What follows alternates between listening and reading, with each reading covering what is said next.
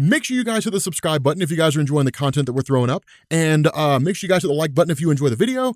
And yeah, let's begin. Okay, so we are continuing on with Swords of X, and in this video, we're picking up with X-Force. Yes, we are, in the continuation of this battle. So, the Swords of X event, it gets a little wonky here, right? Like, I always thought it would actually be a duel with swords, like strictly with swords. Apparently, that's not really the case. Well, at the start of this whole thing, the score is Arako 5, Krakoa 3. We end up having Arako getting a 6th point, then they get a 7th point, then they get an 8th point, and Krakoa just keeps falling behind. And it's these various weird and wonky competitions, right? Like, who can push a boulder up a hill, or like who can basically outswim monsters and survive.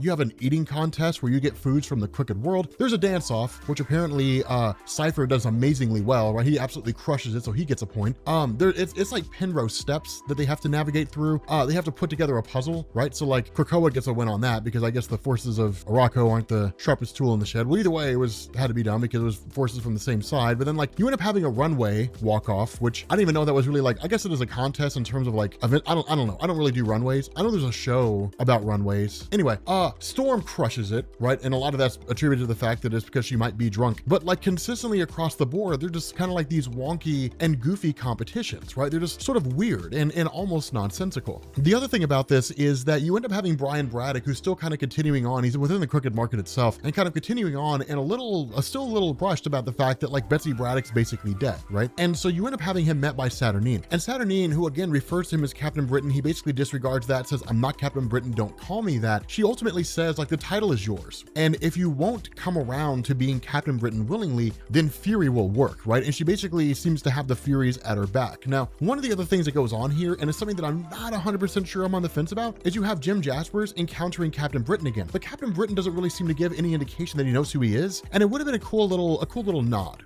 In the sense that you would have Jim Jaspers like, it's good to see you again, Cap. I'm sorry things ended so weird last time, but you know, you tried to kill me and everything. It would have been cool to see that, right? Just kind of a little reference to the Crooked World from back in the day. It may be that it's just kind of like, you know, Marvel doesn't really care or Hickman doesn't really care. I don't really know, but it would have been a cool little nod, you know, to see, because I love that story so much. And I love the character of Jim Jaspers because he's just so broken and overpowered. You end up having this thing where it's basically a race between Redroot and Brian Braddock. And Redroot is of course more or less a shrub and she's super slow. But in the midst of all this, when Mad Jim Jaspers says like, you'll be able to find the finish line around here somewhere, right? You look hard enough, you can find anything in the Crooked Market, including a finish line. Once the gunfire goes off and Brian Braddock starts running, he's immediately set upon by these Furies, right? These Furies all immediately go after him because it's basically Saturnine working against Brian Braddock and the forces of Krakoa, because Brian Braddock won't be her guy, right? He just won't go with her, right? He just refuses to bend the knee, so to speak, and to, you know, be the whatever it is that Saturnine wants out of him, right? A concubine, I don't really know. Regardless, Redroot basically begins a process of just kind of passing him up. And of course, she's kind of walking, but she ends up bumping into this table and shatters a crystal that happens to land at the foot of Jim Jaspers. And he just kind of says, everything has a cost at the market, right? Everything. Now, of course, she continues on, blissfully unaware of what's happening, and then ultimately crosses the finish line, which is something like 5 feet away from them. Now, Saturnine, of course, does this just for the sake of giving the point to Arako, right? So it's again, like the contest is basically rigged, but where Brian Braddock is basically subdued, Jim Jaspers starts talking to Redroot and says, okay, so like now there's the matter of your debt. And she's like, what are you talking about? He's like, you shattered a crystal, right? This rare crystal idol of bamboo, right? Crafted from the salt of an Umbagonian princess's tears. I don't really know what that is, but he's basically like, it was priceless, right? Everything here has a price. If you break something that's priceless, you have to deal with it accordingly. And so basically with the whole process being done and Saturnine sending the Furies away, which is also a little bit of disappointment that Brian Braddock doesn't recognize who they are, then in turn, Jim Jaspers uses his ability to manipulate reality and shrinks Redroot down and encases her in glass and leaves her there. Like she's literally just kind of stuck there forevermore, seemingly never to be able to escape. And so with that being the case, you in turn have Saturnine, who basically says like, you have done untold damage to the Crooked Market, right? I mean, there's no calculating how much damage you've done here. Everything here is irreplaceable, right? So if Redroot was shrunk down for what she did, God only knows what Jim Jasper is going to do to you, unless of course you ask for my help. If you ask for my help, then Jim Jasper powers won't do anything to you. Now, whether or not that's what he did, we're not given a definitive answer to. Instead, what we end up doing is switching over to these two interesting scenarios that go on in terms of part of this contest, right? The first one comes in the form of magic, where she has to answer a riddle. If she gets the answer right, then of course she gets a point. If she gets it wrong, then she loses, right? So the riddle is a white rabbit pulled out of a black top hat and a spell cast by a wizard and the very life force of Saturnine. What am I? And she basically says that's an easy one, magic, and it's spelled M-A-G-I-K, and she's wrong. So she got that one wrong because she's an idiot.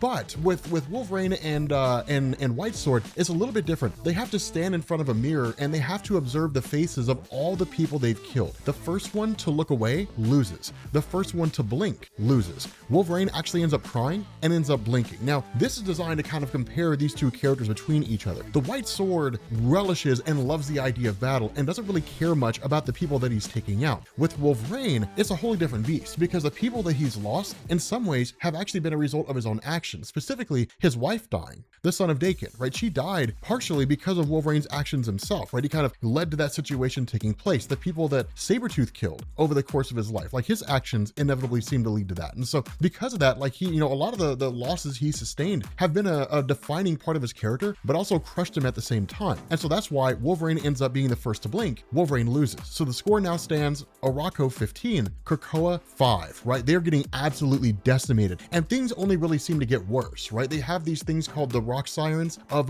Clevermore that that almost no one can really resist their call. And Gorgon goes running up on it, right? Just gets naked, starts taking his clothes off like, yeah, man, me and the rocks, we're gonna get it on. And then from there, you end up switching over to Merlin, who presents a challenge to the Horseman War and to Captain Britain and says, your challenge is to kill the kitten. That's your task. And like War just immediately goes to kill it. And Brian Braddock's like, no, you can't kill that kitten. That in that moment is basically him acquiescing. It's showing he wouldn't do it. Krakoa loses, right? So Arakko 17, Krakoa 5. And that's kind of how these things continue. But then you pick up with Storm and you pick up with the Horseman of Death. And the two of them, you know, Storm really kind of seems to come to after having been intoxicated, right? Having been drunk. And they're brought to the realm of Sevalith, right? Kind of like this realm of vampires and so on. And the contest is again, basically a fight to the death. And where Storm initially says, no, we need to postpone this because something's wrong with me. Whatever it was that I had at that bar of Jim Jasper's, I'm effectively drunk now. The response of Death is, I mean, no, but I mean, you can, but if you do, then you'll have to forfeit. And that's when she realizes he intentionally did this to her, right? He got her drunk, sapped her power, and now like she's gonna have to fight in traditional hand-to-hand combat. The thing about this though, is Storm is no slouch. And she's also one of the best fighters in Marvel. Not the best, right? She's not like in the top 5 or probably even the top 10, but she's a really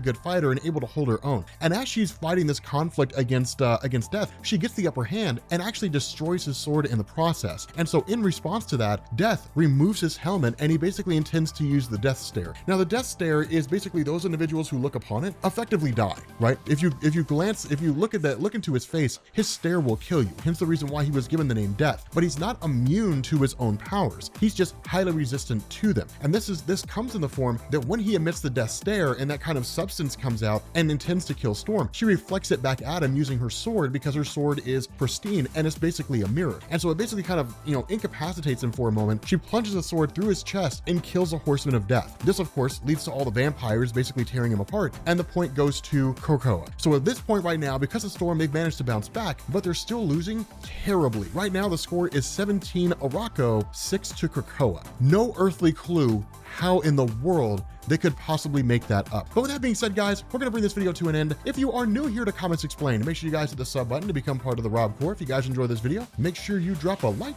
and I will catch you all later. Peace.